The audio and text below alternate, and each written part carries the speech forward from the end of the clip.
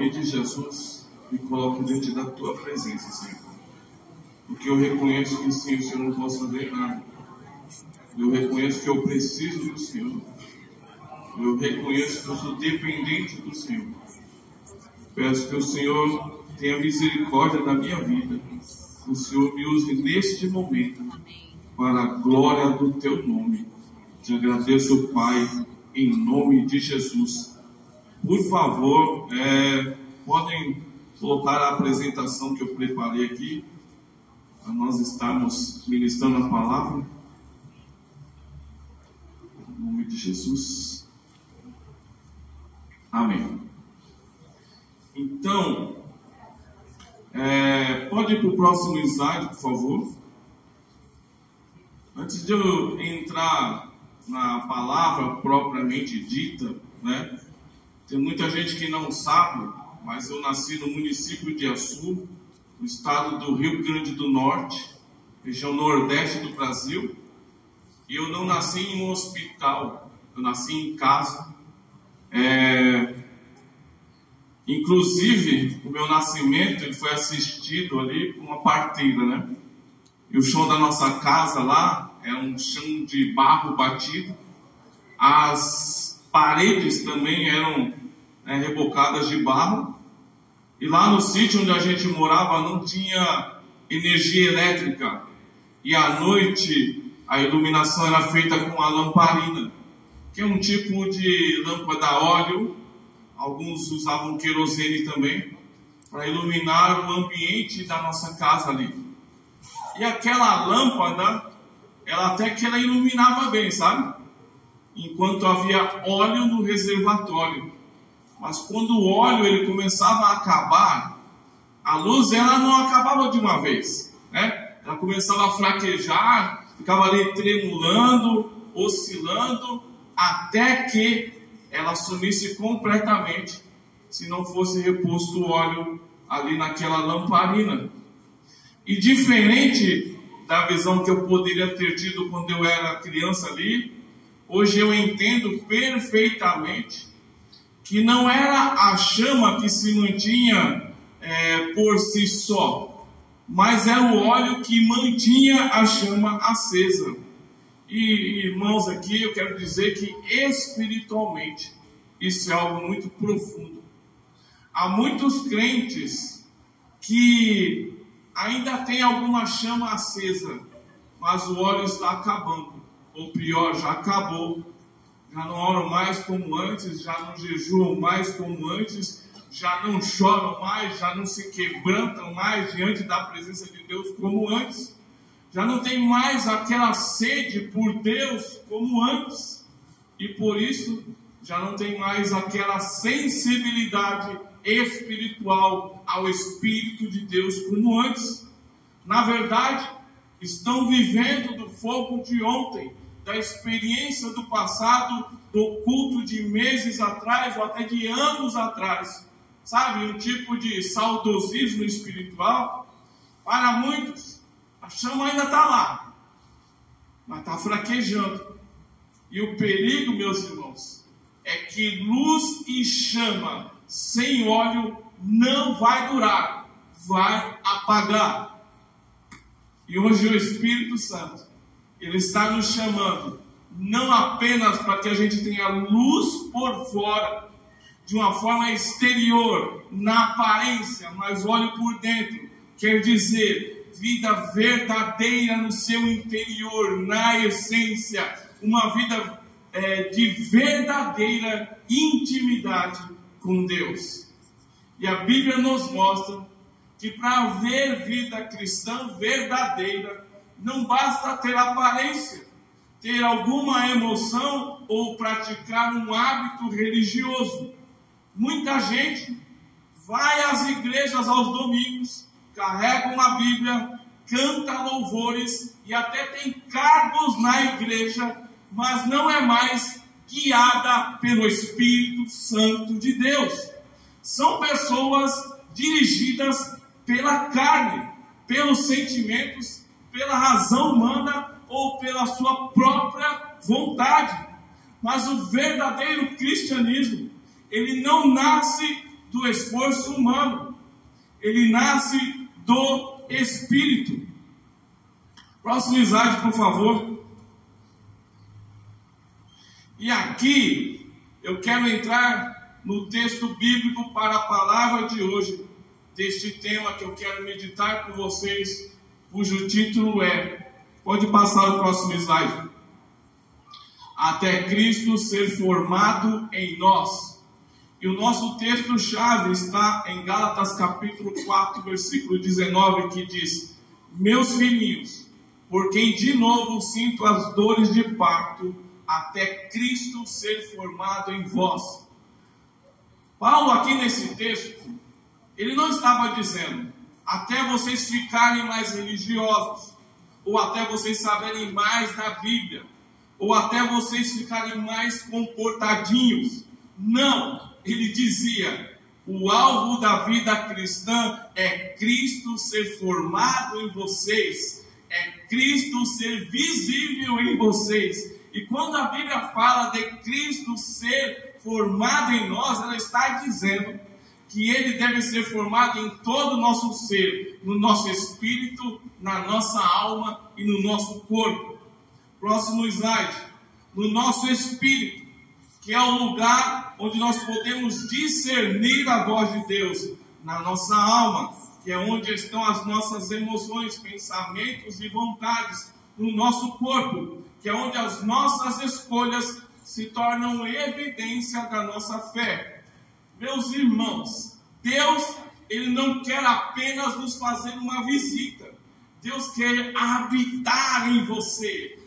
Cristo, ele quer tomar forma. Cristo, ele quer crescer em você, até ser visto em você pelos outros, através de você.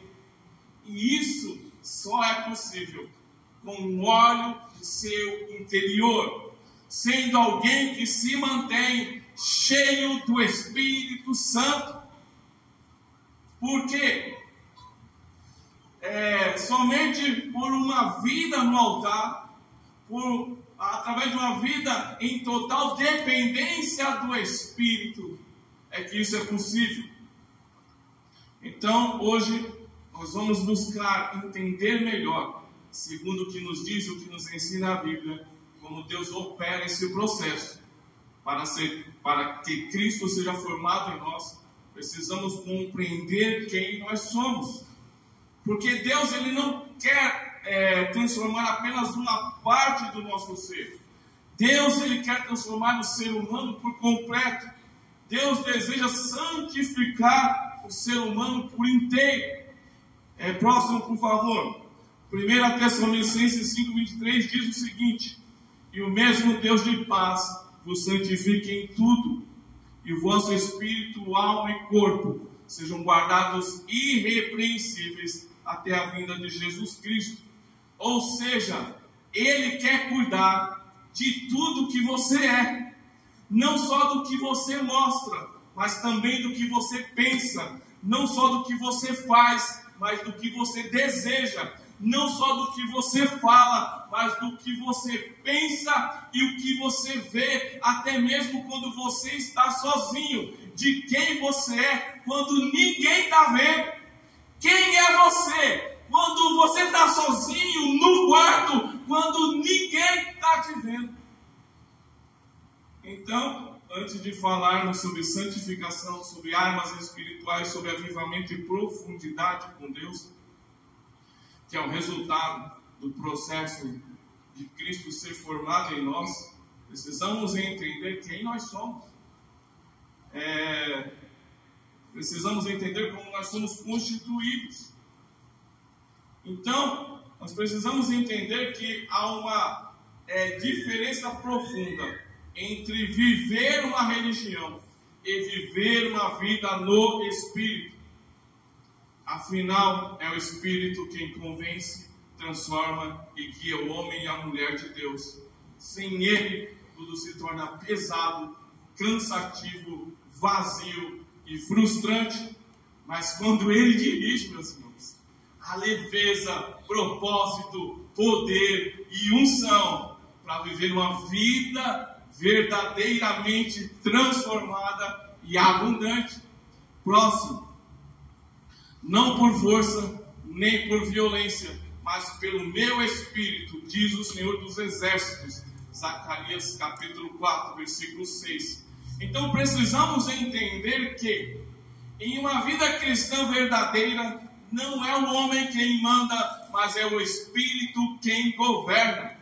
E se queremos óleo na lâmpada, se quisermos essa vida cristã verdadeira, governada pelo Espírito, nós precisamos compreender o que é o ser humano, da maneira como Deus nos criou, para permitir que o Espírito Santo tenha o controle completo de todo o nosso ser, do nosso espírito, da nossa alma e do nosso corpo. E para isso, vamos buscar entender melhor, segundo o que nos ensina a Bíblia, como nós somos constituídos. E o primeiro ponto que eu quero tratar aqui com vocês é, próximo slide, por favor. O ser humano, ele é um ser tripartido, possuindo 3 partes: espírito, alma e corpo. A palavra de Deus, ela nos revela que o homem, ele é um ser tripartido. O homem foi criado por Deus, segundo a Bíblia, possuindo em sua constituição 3 dimensões distintas, mas interligadas: espírito, alma e corpo. Paulo nos mostra isso claramente nesse texto de 1 Tessalonicenses, capítulo 5, versículo 23, que nós já lemos aqui. E cada uma destas 3 partes que constituem o ser humano, ela tem uma função e precisa ser santificada e estar sob o domínio do Espírito de Deus, para que o homem viva em perfeita comunhão com Deus e cumpra plenamente o propósito que Deus tem para a sua vida. Próximo. Vamos falar do corpo, a casa visível. O corpo, a Bíblia declara que ele é o templo do Espírito Santo. 1 Coríntios 6,19. É através dele que nós servimos a Deus, que nós expressamos amor, que nós ajudamos o próximo. Mas o corpo, quando ele não está sob o domínio do Espírito, ele se torna instrumento da carne. E o que a carne, em essência, ela quer? Ela quer ser satisfeita. Ela quer ter prazer. Ela quer ter conforto. A nossa carne, ela quer pecar. A natureza da carne é pecar. Entenda uma coisa: nós pecamos porque somos pecadores. Essa é a natureza da nossa carne. Carne não se converte. Carne, segundo a Bíblia, precisa ser mortificada. Então, o homem, quando ele peca, ele faz o que ele é naturalmente inclinado a fazer, por causa da sua natureza carnal e pecaminosa. Que não dá tempo de eu me aprofundar aqui nessa questão bíblica da doutrina do pecado, que nos ensina que nós herdamos essa natureza pecaminosa desde que o primeiro homem pecou e ele passou, vamos assim dizer, esse vírus para toda a raça humana. Por isso que a Bíblia declara em Romanos 3:23, todos pecaram, destituídos estão da glória de Deus. E quer dizer, por causa do nosso pecado, naturalmente nós estamos afastados de Deus. Em Isaías 59:2 ainda nos fala que: mas as vossas iniquidades fazem divisão entre vós e o vosso Deus, os vossos pecados encobrem o seu rosto de vós, para que vos não ouçam. Então entenda uma coisa: a sua carne, ela nunca vai querer agradar a Deus, nunca. A sua carne, ela sempre vai querer agradar a si mesma. A Bíblia declara que a inclinação da sua carne é morte e é inimizade contra Deus. Por isso a Bíblia diz que os que estão na carne, no sentido de que os que são dominados pela vontade da carne, ou que se inclinam para as vontades da carne, não podem agradar a Deus. Você pode se aprofundar nisso, lendo Romanos, capítulo 8, dos versículos de 1 a 11.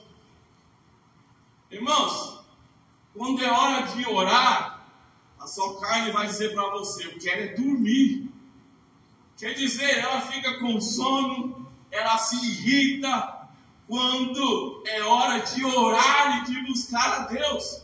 A sua carne, ela nunca vai dizer para você: eu quero orar. A carne, ela quer vingança quando é hora de perdoar. A carne quer a aparência e não a essência, porque ela só quer ser agradada e não agradar a Deus. Próximo. Por isso Paulo disse: antes subjugo o meu corpo e o reduzo à servidão. 1 Coríntios 9, 27, na parte A. Em outra tradução, aí alguma Bíblia vai dizer assim: esmurro o meu corpo.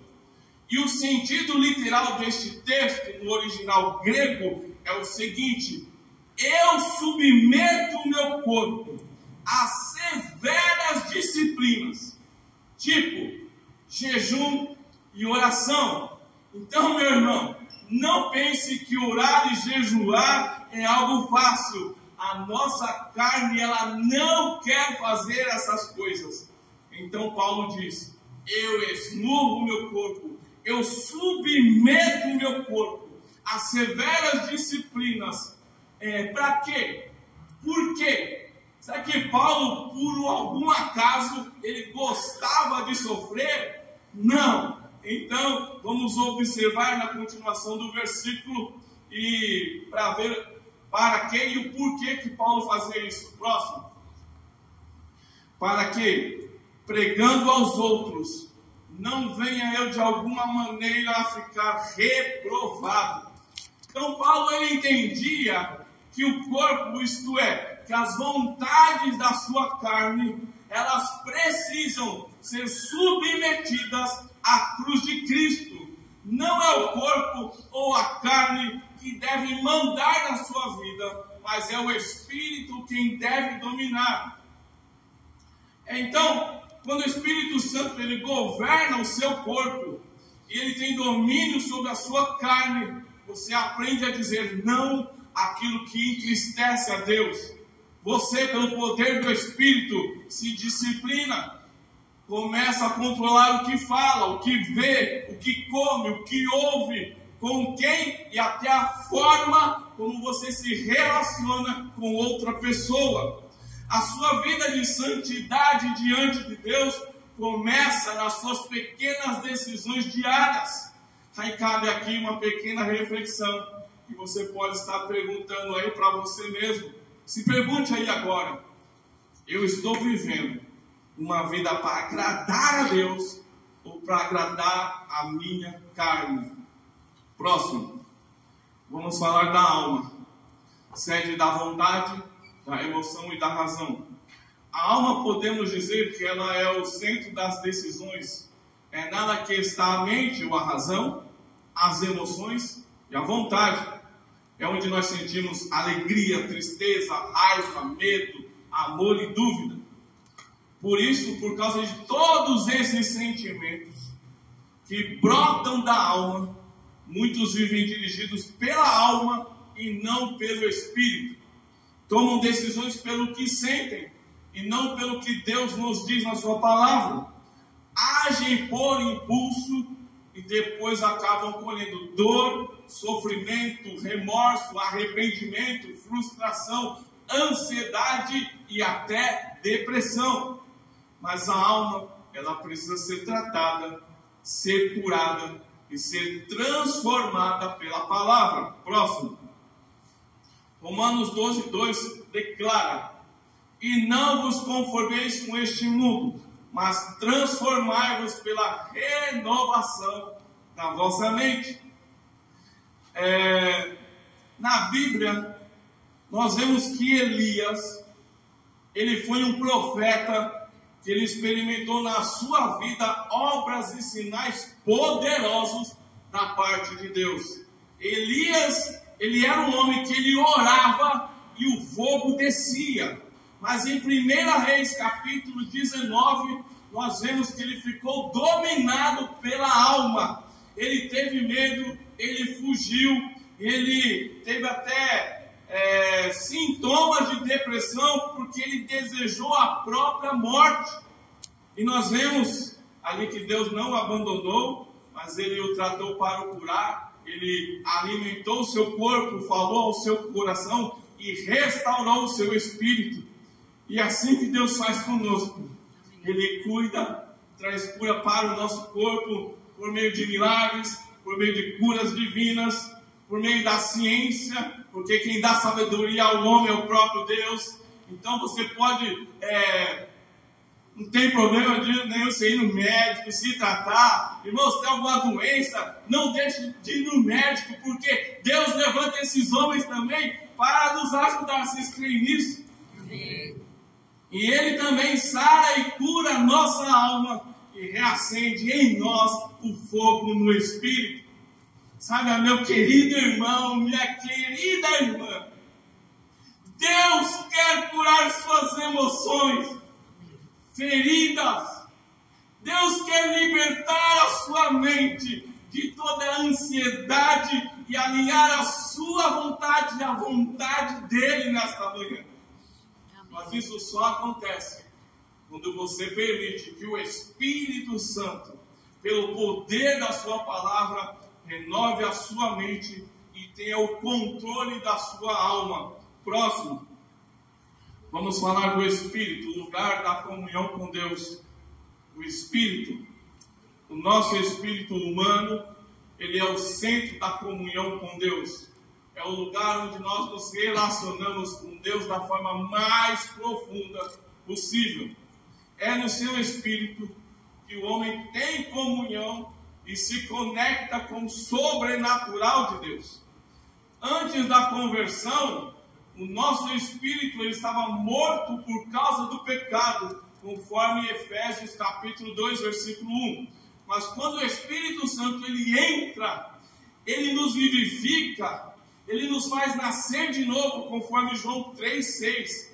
E nós nascemos de novo, não mais da vontade da carne, e sim do Espírito. Quer dizer, nós nascemos de novo do Espírito, no Espírito. E é pelo nosso espírito humano renascido que podemos ter comunhão com Deus e discernir a sua voz. Em Romanos 8,16 fala: o mesmo Espírito, o Espírito de Deus, testifica com o nosso espírito, no nosso interior, que nós somos filhos de Deus. Próximo. Um exemplo aqui para a gente entender melhor. Jesus disse à mulher samaritana que os verdadeiros adoradores adorarão o Pai em espírito e em verdade. João 4,23. Então ele estava ali dizendo para a mulher samaritana: olha, não é nesse monte aqui, como vocês samaritanos acreditam, não é lá em Jerusalém, no templo, como os judeus acreditam. A verdadeira adoração, ela acontece aí dentro de você. A verdadeira adoração, ela é espiritual no seu espírito. É o seu espírito falando e tendo comunhão com o Espírito de Deus. Então, na prática é o seguinte: quando o seu espírito ele é alimentado pela oração e pela palavra de Deus, você começa a discernir o que é de Deus e o que é da carne. Você sente a presença dele não só na igreja, mas no trabalho, em casa, no carro, no ônibus, onde você estiver, porque o Espírito Santo ele habita aí dentro de você. Amém? Prosseguindo aqui na mensagem, o segundo ponto que eu quero falar com vocês hoje é... Obrigado. Viver dirigido pelo Espírito é viver em santificação. Santificação não é aparência. Santificação é essência. Não é se isolar do mundo. É não deixar o mundo entrar em você. O texto de 1 Tessalonicenses, capítulo 5, 23, nos fala que o mesmo Deus de paz vos santifique em tudo. Quer dizer, é Deus quem nos justifica em tudo. Entenda, santificação é um processo do Espírito Santo que toca o homem por inteiro. E Ele quer santificar cada parte do seu ser, o espírito, a alma e o seu corpo. Próximo. Então, prosseguindo, aprofundando mais um pouco,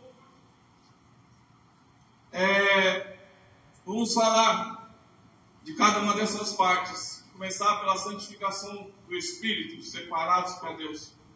Santificar o Espírito é manter o altar aceso, é cultivar a presença do Espírito Santo diariamente, é buscar estar constantemente sendo cheio do Espírito. Mas quais as características de alguém cheio do Espírito? Alguém cheio do Espírito mostra que é dependente de Deus. Quem não é cheio do Espírito, ele é cheio de si mesmo. Ele anda como quer e não como o Espírito quer. Alguém cheio do Espírito é alguém que faz verdadeiros discípulos. É alguém que ajuda e coopera para que as pessoas ao seu redor sejam cada vez mais parecidas com Jesus, trazendo-as para perto e compartilhando a sua própria vida transformada e restaurada por Deus.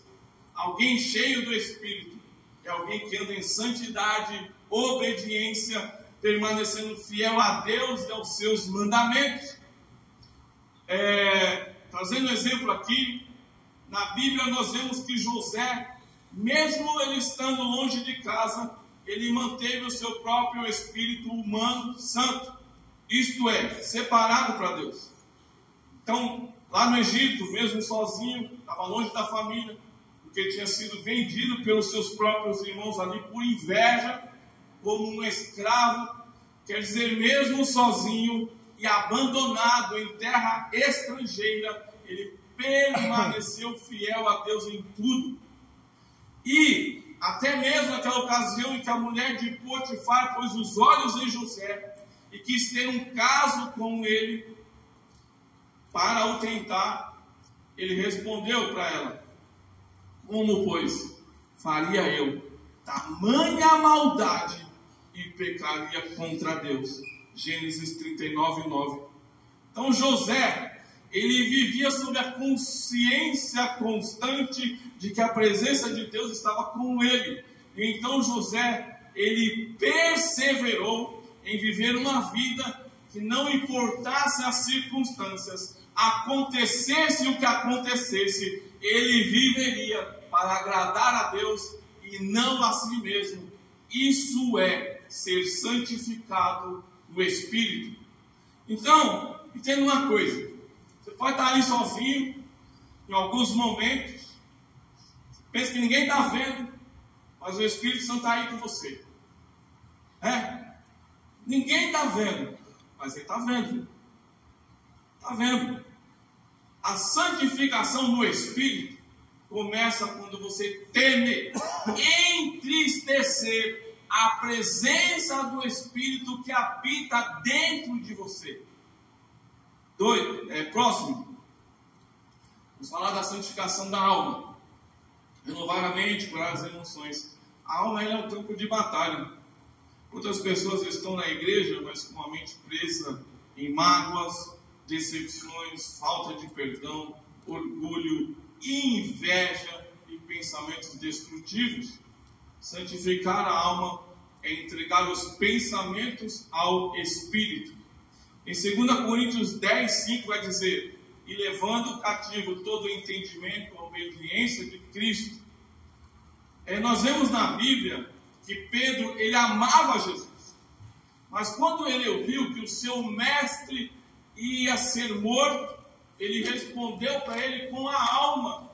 Ele disse assim: Senhor, tem compaixão de ti, seu pai me faz essas coisas, como que o Senhor vai morrer? O Senhor não vai morrer de jeito nenhum, nós não vamos deixar. Aí Jesus disse o que para ele? Afaste-se de mim, Satanás. Mateus 16, 23. Porque a alma de Pedro não entendia o plano e o propósito espiritual da missão de Jesus, e por isso abriu brecha para ser usada por Satanás. Quantas vezes nós tomamos decisões assim, não é verdade?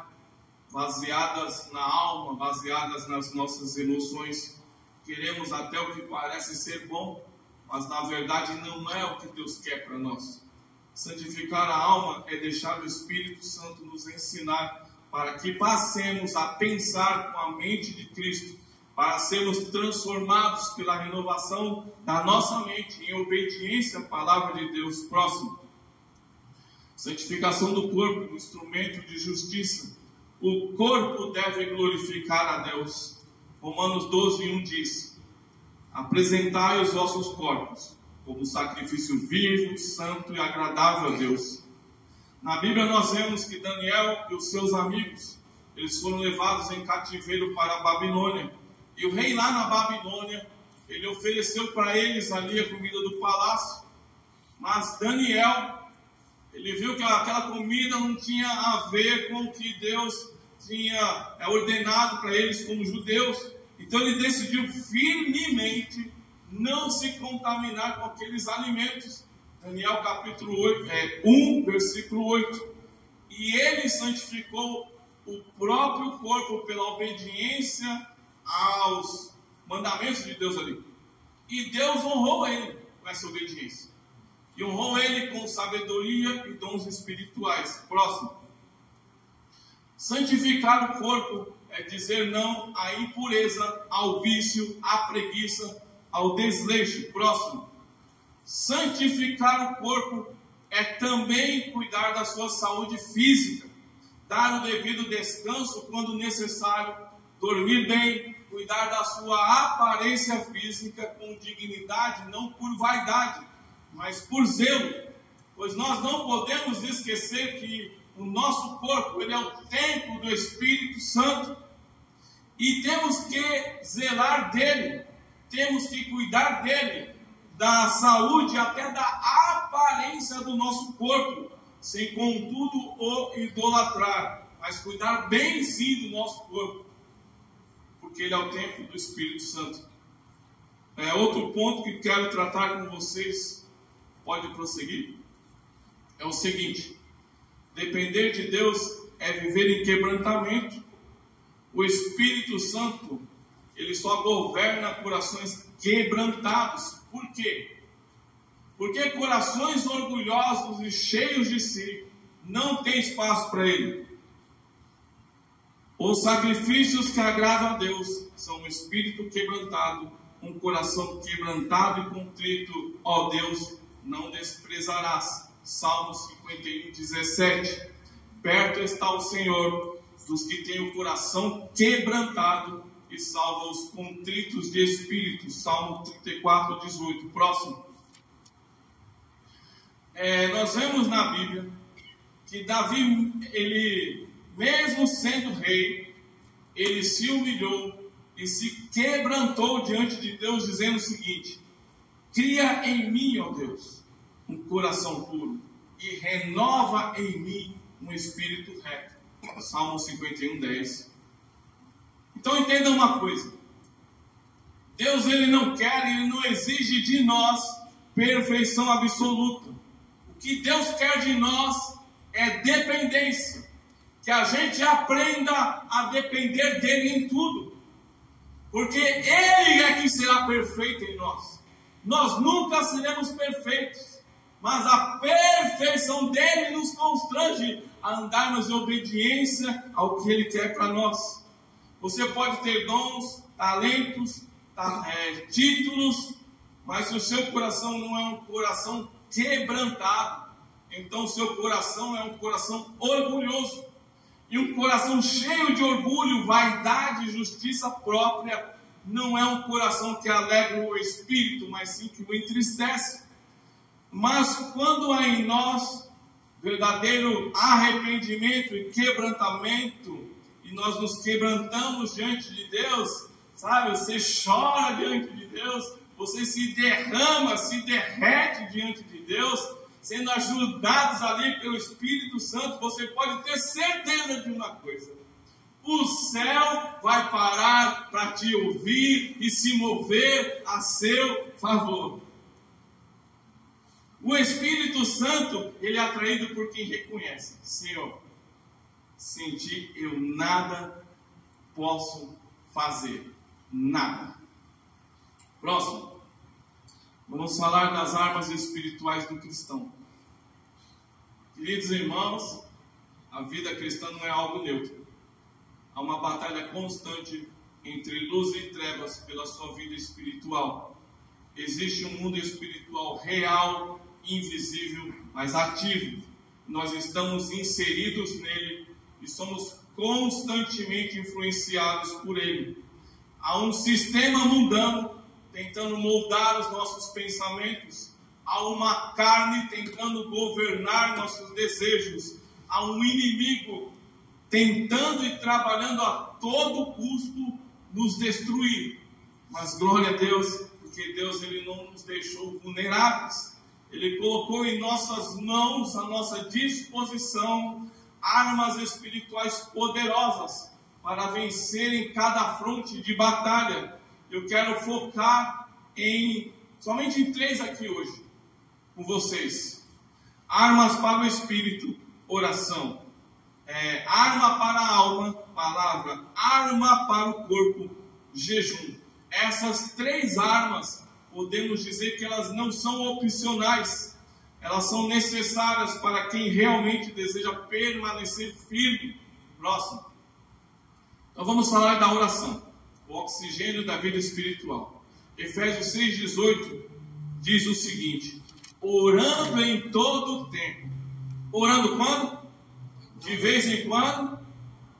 Às vezes, quando é vontade? Orando em todo o tempo, com toda a oração. Quer dizer, são vários tipos de oração que a Bíblia ensina. E súplica no Espírito. A oração, ela é mais do que falar. A oração é mais do que uma conversa. A oração é comunhão, é alinhamento, é vida espiritual, é respiração espiritual. Assim como o corpo ele morre sem o ar, a sua vida espiritual ela morre sem a oração. A Bíblia nos mostra ali que Daniel ele era exerceu vários cargos ali, como se fosse um governador, um líder, um diplomata. Quer dizer, Daniel era um homem muito ocupado, mas ele nunca negociou a sua vida de oração. A Bíblia nos fala que ele 3 vezes ao dia ele abria janelas ali onde ele estava e orava. Irmãos e irmãs, a oração na vida de Daniel não evitou a cova dos leões, mas a oração foi que o sustentou dentro da cova dos leões. Entenda, a oração, ela não nos livra de nós enfrentarmos batalhas, de nós enfrentarmos lutas e dificuldades, mas ela nos fortalece, ela nos dá força, ela nos sustenta em meio às lutas e nas dificuldades. Afinal, o deserto não é lugar de habitação, é lugar de passagem. Essa luta que você está vivendo, que você vai passar, que você está vivendo, que vai viver, vai passar. As tempestades da sua vida vão passar. Os gigantes que te afrontam vão cair, em nome de Jesus. Amém. Aguente mais um pouco, persevere em oração, sabendo que em Cristo você já é mais do que vencedor. Ele já garantiu a nossa vitória lá na cruz do Calvário. No mundo tereis aflições, disse Jesus, mas tem de bom ânimo. Eu venci o mundo. E Jesus venceu para que você e eu possamos vencer também. Você pode dar glória a Deus por isso? Glória a Deus. Então, ore quando sentir vontade. E ore principalmente quando você não sentir vontade. Por quê? Quando a alma desanima, é o espírito que permanece de pé. E quando o seu espírito está fraco, o próprio Espírito Santo, ele ora e intercede por você dentro de você, até com gemidos inexprimíveis, conforme Romanos 8:26. Uma dica aqui. Comece a orar mesmo de forma simples. Se entender muito bem ali, o que você está fazendo, vá devagar, aos poucos, mas vá progredindo na sua vida de oração. Você pode começar com 5 minutos ao acordar, antes de sair para as suas atividades do seu dia. Você pode orar 5 minutos antes de dormir, agradecendo a Deus pelos livramentos e cuidados pela sua vida durante o dia que passou. E ore durante o dia todo, se apresentando diante de Deus, até nas pequenas coisas, para que Ele te ajude em suas atividades e que você possa tomar as melhores decisões como um filho de Deus, para agradar a Deus em tudo que você faz. Por exemplo, você pode dizer assim: Senhor, dirige meus passos agora. Espírito Santo, guia minha mente nesta situação. Jesus, fica comigo aqui, me ajuda. Entenda uma coisa: a oração, ela não muda Deus. Deus, ele já é perfeito. A oração, ela muda você. E você sendo mudado e dirigido por Deus, você vai mudar o ambiente, as circunstâncias ao seu redor. Uma sugestão: em vez de ficar reclamando das situações que não acontecem como você gostaria que tivesse acontecido, procure em Deus forças para tirar algo bom daquilo e transformar as suas dificuldades e lutas em testemunhos de vitória. Tipo, aconteceu alguma coisa ali que te desagradou. Era para eu ter ficado bravo, irritado, para eu ter explodido, para eu ter surtado nessa situação. Respondido mal, falado com raiva, mas pelo Espírito consegui me controlar e dar bom testemunho. Não cedi, não dei lugar à minha carne, etc, etc. Próximo, o jejum. A disciplina que subjuga a carne. O jejum é a arma que quebra o orgulho e silencia a carne. Jesus, nós vemos que antes de ele começar no ministério dele, ele não foi para um templo, ele não foi para uma reunião tipo um culto de ordenação ministerial e pastoral. Não, ele foi para o deserto, para orar e jejuar. Mateus capítulo 4. O ministério de Jesus começa orando e jejuando. Então, se você quer autoridade, jejue. Se você quer ter discernimento, jejue. Se você quer ter vitória sobre as tentações da sua carne, jejue. Mateus 17, 21 vai dizer assim: esta casta não se expulsa, senão por oração e jejum. Ou seja, há coisas na sua casa, na sua mente, no seu casamento, na sua família, que não vão mudar só com a sua força de vontade. Elas mudam quando a sua carne é calada e o seu espírito é alimentado. E o jejum, que é segundo a Bíblia, ele te levanta em autoridade para expulsar, para mandar embora todo tipo de espíritos malignos que querem se levantar contra você e contra a sua família. Próximo, algumas orientações sobre o jejum aqui. Primeiro, o que é o jejum segundo a Bíblia? Jejuar biblicamente significa ficar sem comida por um período para um propósito espiritual. Então não é um jejum tipo, eu estou jejuando de internet, eu estou jejuando de Netflix, de celular, de séries. Isso até pode ser um bom propósito com Deus, mas não é jejum segundo a Bíblia. Você pode acrescentar ao seu jejum esses propósitos, também é bom. O jejum bíblico, ele envolve abster-se de alimentos para consagração e buscar ter mais intimidade com Deus. O jejum bíblico te leva a estar mais sensível à voz de Deus. Próximo. Tipos de jejum. Aí temos o jejum total, que a pessoa fica sem comer nada, sem comer nem beber. E era feito somente em ocasiões extremas. Tipo ali na Bíblia, quando o povo judeu correu o risco de ser exterminado, lá no livro de Esther. esse tipo de jejum total, ele é algo extremo e não recomendado sem uma direção e sem cuidados especiais. Temos o jejum normal, que é você deixa de comer, mas você ingere água. Temos o jejum parcial, que a pessoa reduz ali a alimentação, comendo apenas o básico, ou restringindo certos tipos de alimento, como o Daniel, que ele só se alimentou de legumes ali. Esse jejum parcial, ele pode ser feito até por períodos mais longos e por pessoas que sofrem algum tipo de problema de saúde, porque a pessoa ela não deixa de se alimentar, ela apenas deixa de comer algum alimento desejável, que ela gosta muito. Eu gosto muito disso aqui, mas para eu me consagrar a Deus, vou deixar de comer isso aqui. Então é um jejum que a pessoa não passa fome, a pessoa passa vontade.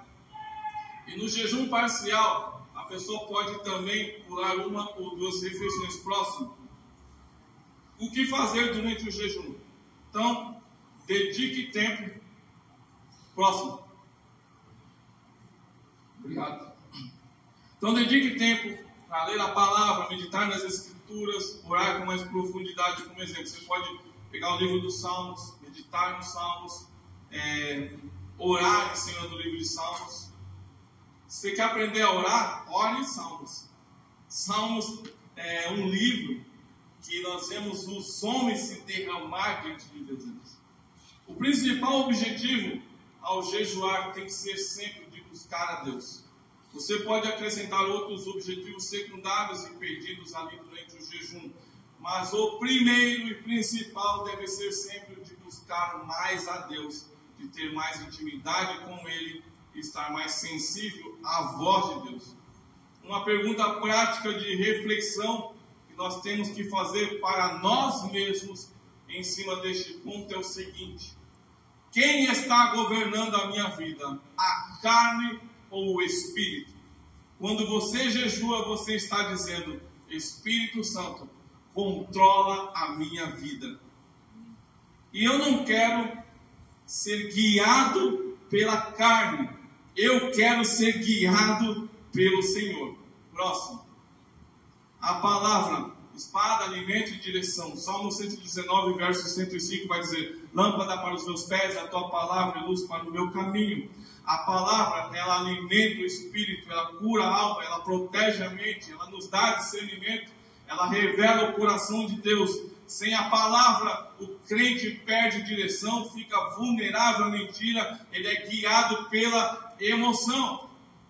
Trazendo mais um exemplo aqui, Jesus, quando estava lá no deserto, veio o diabo e disse para ele: se tu és o Filho de Deus, transforma estas pedras em pães.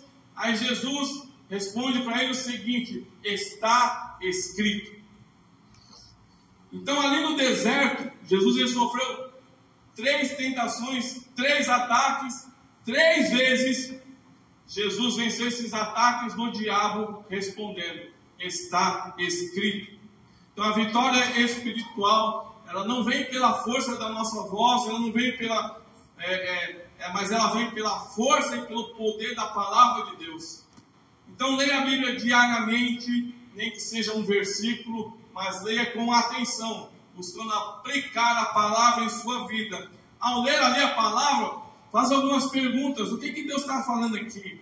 O que isso aqui que eu estou lendo me revela sobre Ele? Como eu aplico isso hoje na minha vida? Próximo. E carregue versículos na memória, por exemplo, para a ansiedade, Filipenses 4, de 6 a 7, lançamos sobre ele toda a vossa ansiedade, que ele tem cuidado de vós, para medo, Salmo 27, 1, para tentações, 1 Coríntios 10, 13. A Bíblia, entenda, ela não foi escrita apenas para ser estudada, a Bíblia foi escrita para ser vivida. Encerrando e resumindo esse ponto aqui, se você aprender a usar bem essas 3 armas, dirigidas pelo Espírito Santo, a oração, o jejum, a palavra, o inferno não prevalecerá contra a sua vida. O Espírito Santo terá liberdade para agir em você, o fogo permanecerá aceso, a santificação na sua vida se tornará contínua e a glória de Deus será cada vez mais evidente em você. Próximo. Vamos entrar aqui no quinto ponto, relacionamento profundo com Deus. Jesus respondeu e disse-lhes: se alguém me ama, guardará a minha palavra, meu Pai o amará, e viremos para ele e faremos nele morada. João 14, 23. Deus, por meio do seu Espírito Santo, quer vir fazer morada em nós. Ele não quer vir fazer visitas ocasionais, esporádicas, de vez em quando. Ele quer habitar, ele quer ser seu companheiro, ele quer ser o seu amigo íntimo diário.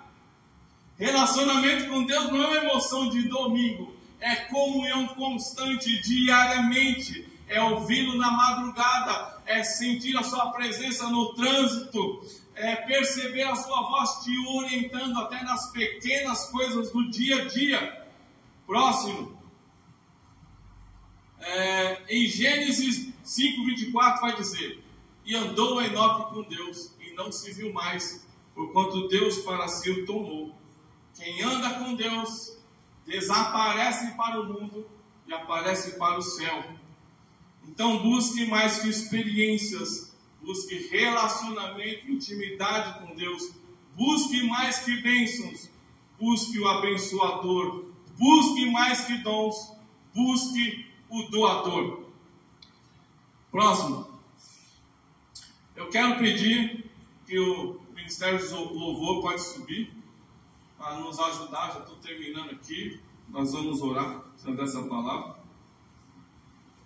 Irmãos, viver uma vida cristã verdadeira, buscando que Cristo seja formado em nós, não é ter uma capa, não é ter uma máscara de santidade, é viver uma vida no altar, em constante dependência e intimidade, se relacionando diariamente com Deus, dizendo para Deus: eu preciso de Ti, eu dependo de Ti. Sem o Senhor eu não posso fazer nada. É permitir que o Espírito Santo santifique o Espírito, purifique a alma e governe o corpo. Efésios 5:18. Enchei-vos do Espírito. O Espírito Santo quer encher a sua vida hoje. Ele quer reacender a chama aí na sua vida. Ele quer curar a sua alma. E Ele quer restaurar o altar aí na sua vida e transformar a sua vida por completo. Mas isso começa com arrependimento, confissão de pecados, rendição e obediência. Então, em cima dessa palavra, eu quero orar agora. Eu tenho um tempo de busca aqui. Você pode dar um tempo para Deus agora? Aí na sua vida. Curve sua cabeça. Eu vou orar e você pode fazer da minha oração a sua oração, tá bom? Pai, em nome de Jesus, nos colocamos aqui em oração diante da Tua presença. Não fazemos isso agora para cumprir um protocolo religioso, mas porque queremos dizer que precisamos do Senhor.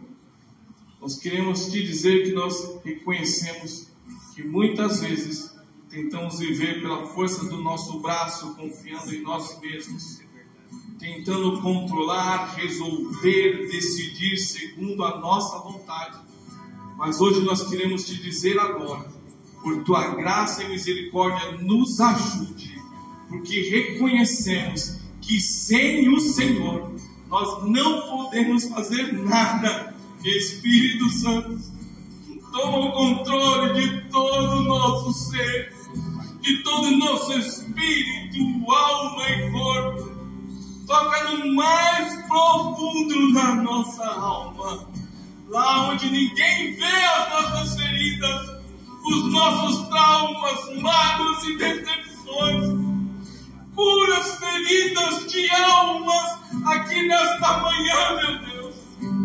Cura a alma ferida dos meus irmãos. entra lá e transforma, onde as palavras não alcançam, onde máscaras não servem para nada. Quebra o orgulho, arranca a vaidade, desfaz toda a resistência da nossa carne. Revela em nós todo o pecado escondido do nosso coração. Nos perdoe, nos cure e nos transforme. Destrava as lágrimas presas pela dureza de corações aqui, meu Deus. Nós não queremos apenas parecer que somos de Deus. Nós queremos ser Deus de verdade. Renova nossa mente pela Tua palavra. Que cada pensamento se curve diante da Tua verdade. Que cada decisão nossa seja dirigida pelo Teu Espírito. Que cada sentimento seja moldado pelo Teu amor. Cura nossa alma, Senhor. Sara as lembranças que ainda doem. Limpa lugares em nosso espírito que foram contaminados. Liberta-nos de tudo que nos amarra emocionalmente. Santifica o nosso corpo. Pai, que os nossos olhos somente vejam e sejam atraídos pelo que agrada ao Senhor. Que a nossa boca não se abra para falar mal dos outros e semear intriga no nosso meio, mas que fale somente aquilo que edifica, que os nossos pés nos levem para mais perto do Teu altar, da Tua presença, que nossas mãos sirvam em amor e com alegria. E agora, Senhor, eu te peço, pelo poder do Teu Espírito, na autoridade do nome de Jesus, acende de novo o fogo no altar da nossa vida. Seja queimado em nós tudo que ainda é do velho homem. Queime a frieza, queime a indiferença, queime a acomodação e estagnação espiritual. Queime tudo que não te glorifica. Nos transforme e nos ajude a andar em santidade diante da Tua presença. Não por obrigação, mas por amor, por reverência, para não entristecer a Tua presença que habita em nós. Espírito Santo, não nos deixe igual, não nos deixe sair daqui hoje da mesma maneira que nós entramos. Toca-nos e nos enche da Tua presença até transbordar. Transforma-nos até nós ficarmos irreconhecíveis. Nos refine e nos purifique até que o Teu rosto seja visto em nós. Nós clamamos, nós choramos, nós nos rendemos. Senhor, queremos Te buscar e clamar a Ti até que Cristo seja visto e formado em nós, no nosso falar, no nosso pensar, no nosso servir, no nosso amor prático com o nosso próximo e principalmente entre nossos irmãos aqui, Senhor. E quando as pessoas entrarem nesse lugar e elas olharem para nós, elas vejam Jesus em nós, que elas digam: este povo aqui realmente é um povo de Deus. Assim oramos, assim cremos e assim viveremos pelo poder do Teu Espírito em nós. E Te agradecemos, Pai, em nome de Jesus. Amém.